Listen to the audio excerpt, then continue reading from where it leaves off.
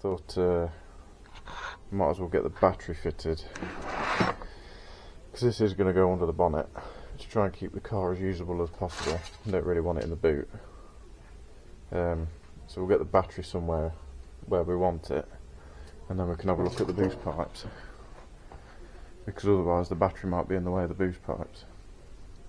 So I've got my woodworking chop saw out and put a metal cutting blade in it, which is what I've been using to do pie cuts on boost pipes and stuff. A proper saw would be nice, but just make do with what we've got. So we'll get some metal cut and then set about making a battery tray of some sort.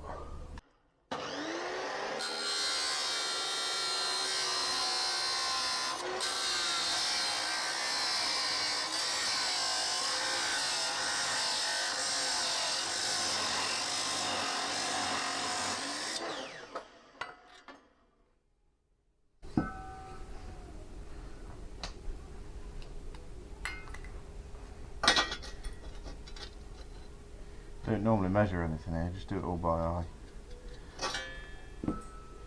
Near enough's good enough.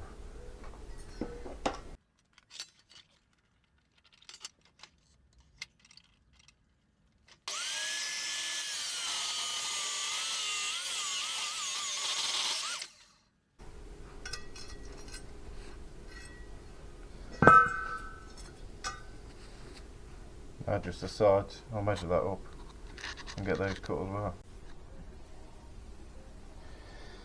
So that somewhat fits. A bit of a gap down the side, so we can probably get a bolt and a washer of some sort to clamp it in.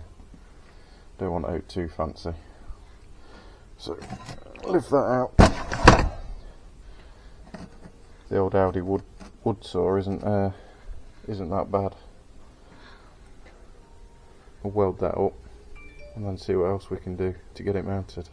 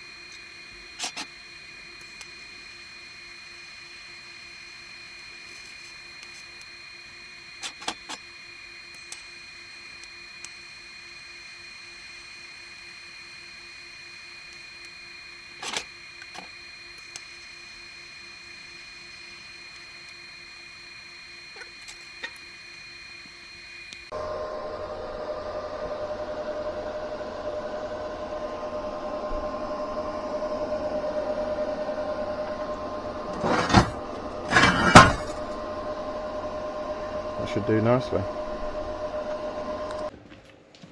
Toby's just trying to find a light that works. Trying to find a light that works, and then he's going to probably finish off swapping one of these broken springs. One's already broke, which is annoying. Also swap brake lines to some that actually fit, because they didn't actually fit for some reason before. And we've measured up and we've made a start with the drive shafts. Now we've measured the full travel of the suspension, so when it's all the way up there's about 6mm difference between when it's all the way down, so we'll call it the same, and then just chop a shaft, get some sleeves made and get them welded up. Right, we've got the two drive shafts, and if we push it all the way in, we could put a mark, and if we pull it all the way out, we could put a mark and then take the average of them from the middle and cut them and then sleeve them. We can show on this one a bit better.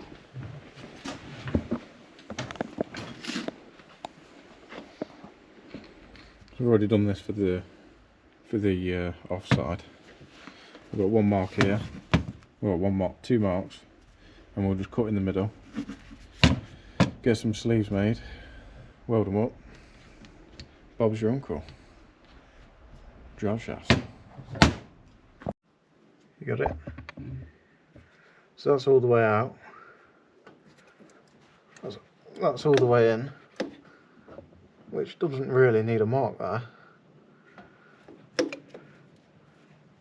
So we'll just mark it somewhere there and cut it in the middle, between the end and here. And that should be good to go.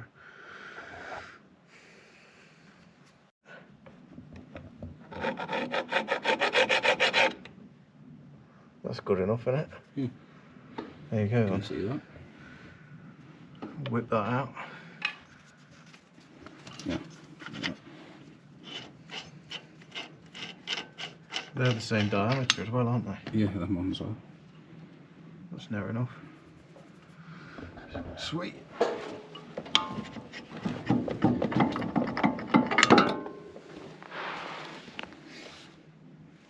I won't even fucking measure that, you know. I'll just get the grinder and go about there. That'll work. There we go. Perfect match. Obviously shaft angle won't be as dramatic when there's a bit of weight on the suspension. So we'll get some sleeves made. Take it to our welder mate, Dave, who's really good at welding. Not like me. Then we'll have some shafts.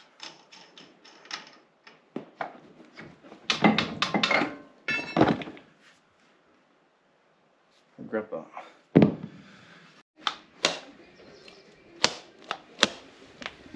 No, I have to get the hammer on it. Give it a splat. Maybe not.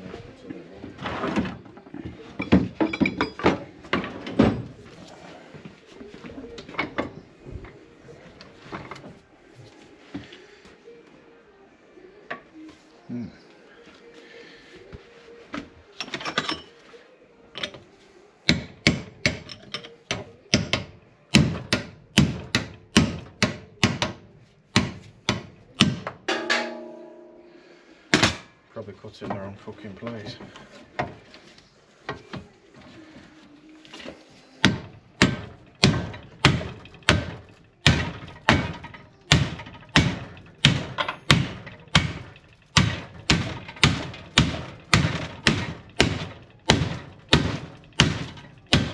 It's not coming off.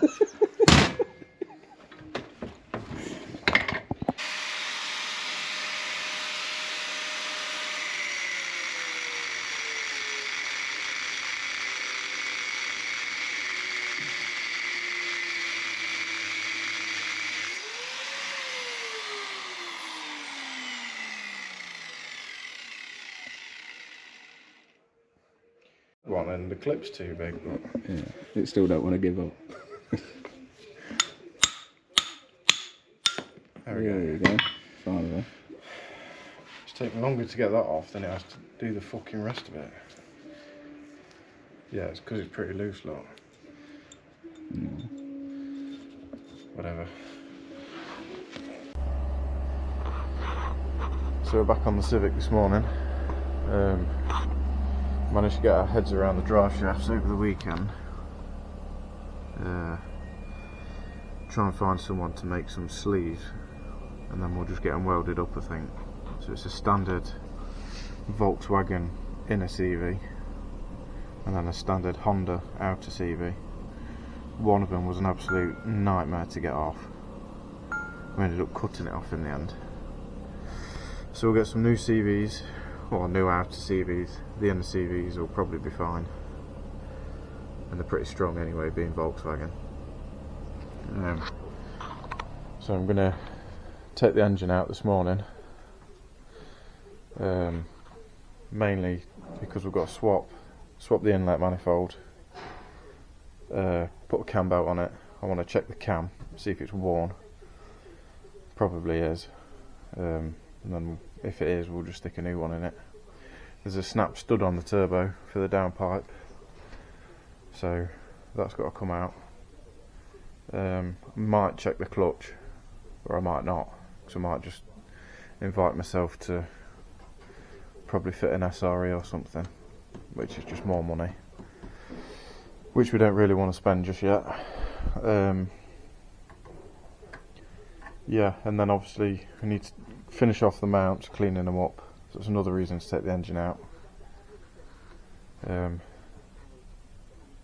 then when it goes back in, it shouldn't need to come back out. I'm sure there was something else we need to do, but I can't remember. I probably remember when we put it back in and then we find out we have to take it back out again. EGR cooler has got to come off as well, so. But yeah, nice and easy. Hopefully we can get some sleeves made pretty quick, because then when it goes back in, we've got some gas coming today for the welder, so then probably tomorrow or Wednesday it can go back in, and then I can spend the day making the intercooler fit, finish the radiator pipes, and then when the intercooler's fitted, make the boost pipes, which will be pretty easy, intake pipe, which will also be pretty easy. I need to clock the turbo when it comes out, and then it'll just be a case of wiring, and then probably find a hydraulic hose for the power steering, because I need to fit the Honda side of the power steering with the engine out as well. It's probably a good job I'm videoing this, because I can watch it again and it'll remind me of the stuff I need to do. So yeah, a few fuel pipes, which is easy. Double check that it's got a fuel pump in it. If not, we'll put an inline one in it for now and just run it with that to road test it. The clutch was all working, so that's tucked up out there, out the way. And then it's just a few hoses, which is a piece of piss really. So yeah, I look forward to taking this to a few shows next year. We just need to get a new seat runner. There's a bit of play in that one. But otherwise, the interior is pretty mint. We're going to try and get all the clocks working on the dash, which should be possible on this because it's digital. On the 205 it was all analog, so it used a speedo cable, which then had a drive that went into the gearbox and stuff on its original gearbox. So that wasn't really possible to make it work. It's the only way I can make that work is by probably fitting some GTI clocks, which is a bit of an effort. That's why it's never been done. So I'll just probably leave it. I have no interest in doing it anyway, to be fair. As long as I've got a speedo, I don't really care. As long as the speedo reads how fucking fast you're going, that's fine. But this should make a nice daily car. I think we'll be arguing over who's using it. Unless we both end up going to shows and stuff, then I'll either be in the 205 or Toby will be in his Civic. So one of us will then take probably this. But we'll see. That's minor. If we argue that much, we might have to just build another one or something else. Probably build something else anyway. But yeah, I'll crack on and get this out, and then I'll show you it when it's swinging about in the air. So that's the engine out. I just need to spend a bit of time trying to make these look a bit prettier. I know they're not pretty, but they're strong, which is all that matters. Especially that one. Well, they both are, to be fair. Probably just going to weld some tin in at the back, and then try and blend it in a bit, get some seam seal around it, just to stop it rusting. And then I've mixed some silver hammerite with some black, which I've done just here, which seems to be the perfect match if you ask me. Same on this side. I know it's fucking ugly, but so am I. But who cares? Because I don't. The engine's out. I was just looking at this pipe here, which is the power steering return pipe, which is somewhere near where it needs to be on the Honda rack. So probably cut that off and put a flexi onto the other end of the rack. Then up here on the engine mount, I've took it off now. It's up here, look. That sits on there. There's a reservoir that sits on top, a Volkswagen one, and that actually fits under the bonnet with it shut. So that'll go on. There's one less thing to make, and then I think we might get the original Volkswagen header tank in. If not, we'll probably find one that's pretty small off something else. But the less we have to make, the easier it is, and the more factory it looks. But we'll get rid of this EGR cooler and get that out of the way. Swap the inlet manifold, take this intake pipe off. I've actually got an aluminium one, so we'll put that one on, probably chop it somewhere here, and then make some sort of pipe fit from here back. But that'll obviously be in a different video. Take the mount off, we'll swap the belt, put a new belt on it. I'll whip the rocker cover off as well, check the cam. This had only done 116,000, so I think we'll run with the 150 turbo for now. Probably do a couple of thousand miles, and then I have got a turbo for it. But that might involve taking the head off, drilling the pistons and porting the head and all sorts, but we'll see. See how the rest of the car goes. Probably be fine. I mean, the 205 ended up like okay, not perfect, but I think the reason it melted so many times in the 205 was because I refused to cut the front bumper, because I prefer the look of a standard looking 205. So with this, it's not going to be a problem because we can already get a massive intercooler on.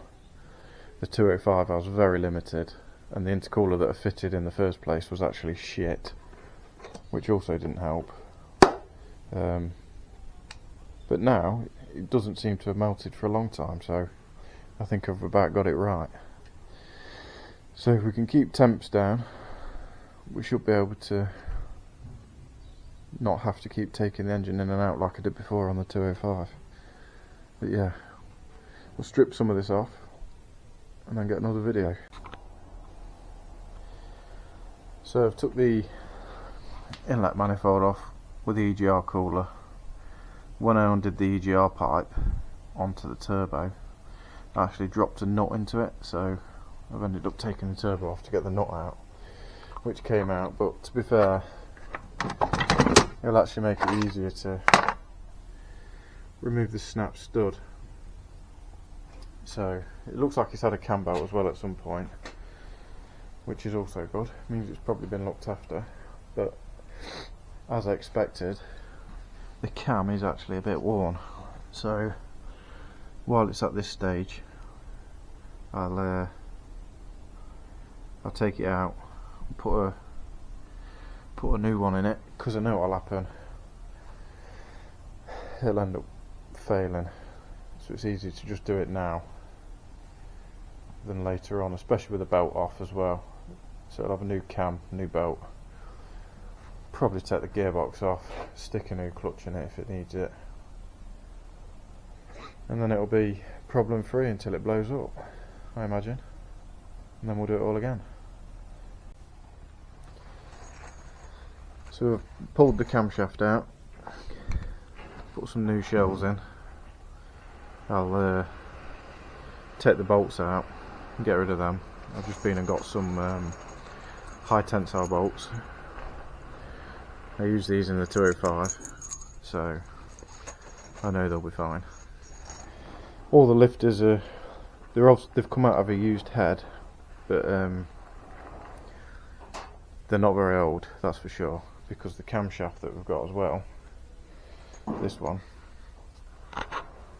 this has come out of a used head, but it is literally like brand new. Whereas the old lifters, they're slightly dished, so they probably won't last. So I've done the best thing really and swapped it out. The old cam's pretty scored up. So yeah, setbacks, but when you save scrap out of other heads, might as well make use of it.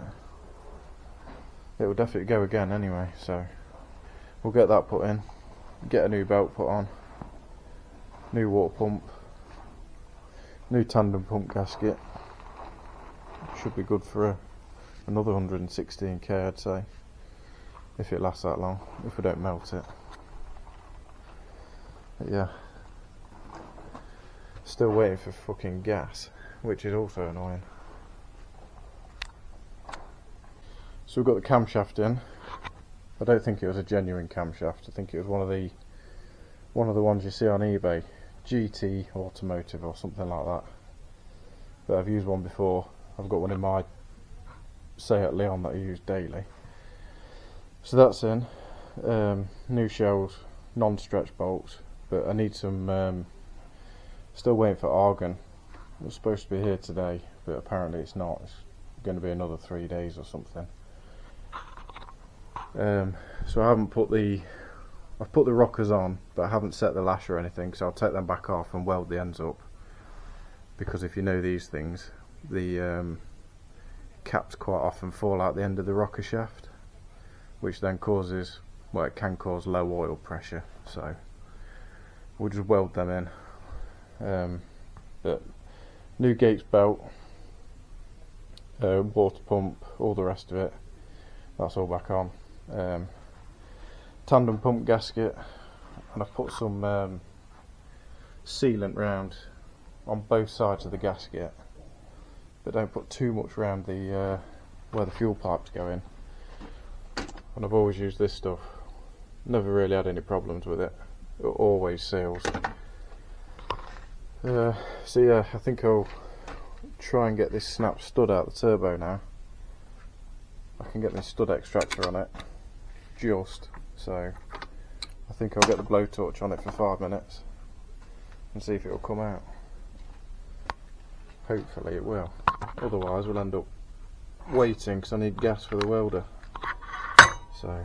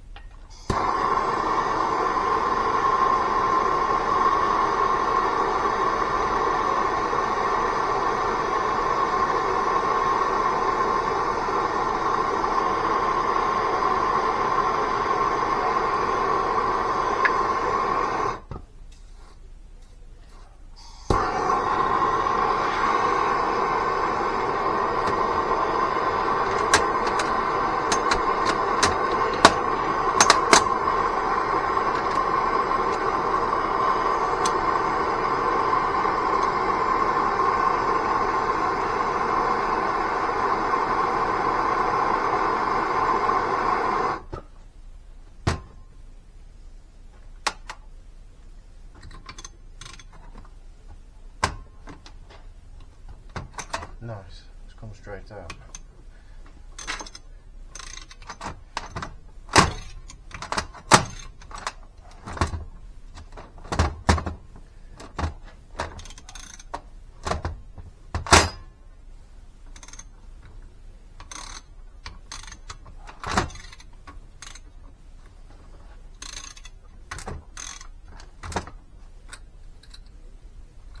I think it has.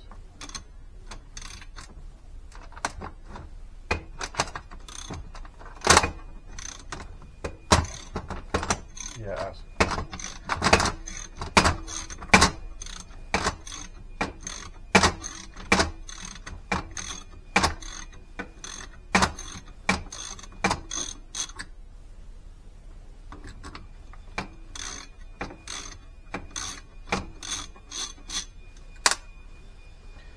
Nice. So that's out. So that can go back on. I'll get some new studs, some new copper nuts. I've probably got some old ones somewhere anyway, which will be fine. One thing I did have to do was I tried drilling the heads off these, but I couldn't be bothered to sharpen the drill bit, so I just got the hammer and chisel on them all. I've known these to round off before. I don't know why they go in so tight, unless they go tight over time. But they're really soft material. But anyway, they're out. I'll find some new bolts and then just stick it back on. And then tomorrow, I can probably put the Passat style inlet manifold on that we've got. In fact, I won't put that on because I need to weld a tube to it first. But I can't do that until I get gas. I can probably clock the turbo, or at least leave it. Yeah, I'll clock the turbo, or maybe even leave it loose and see where's best. I might have to just whip it off again just to tighten the bolts up. But yeah, I'll take this engine mount off that we've made. We'll grind the sides up to make it look a bit better, and then paint it so it don't go rusty.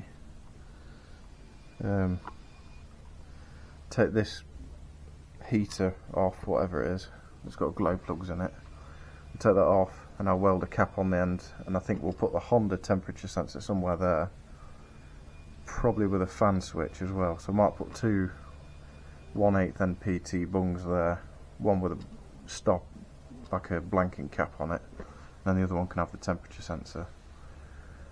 Because the fan switch might go here or it might go in the radiator, but I'll put one on each and see where's best, I think.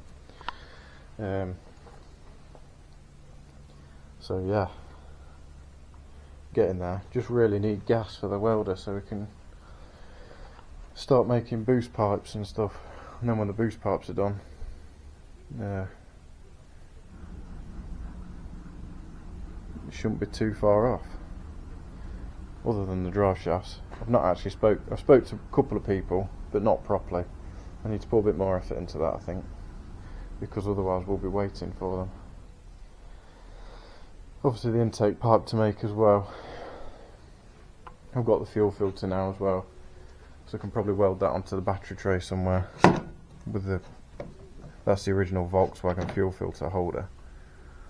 So we'll just weld that somewhere, and then we'll try and fit the header tank somewhere. If not, like I said earlier, we'll probably get a smaller one.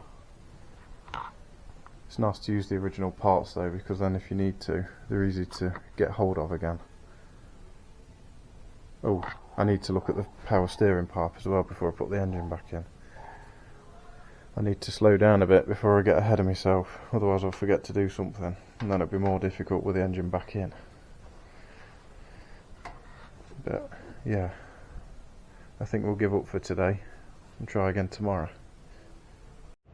So guys, make sure you like and subscribe to this video. We've got a few more things coming up. We've got this 205s hopefully going on the dyno soon, see what that makes. Then this, I've got a ported head, another complete bottom end. I've got forged rods and pistons and whatever, so I could turn that up properly. I've got something here a bit different. It's been sat for years and years, to be honest, since about 2008. This is actually road legal. I think it's one of 3 that was registered. It's actually 22 years old, other than the slick tyres and change on it. But yeah, it is actually road registered. I need to build this back up, so I might insure it and have a bit of fun on it in the summer.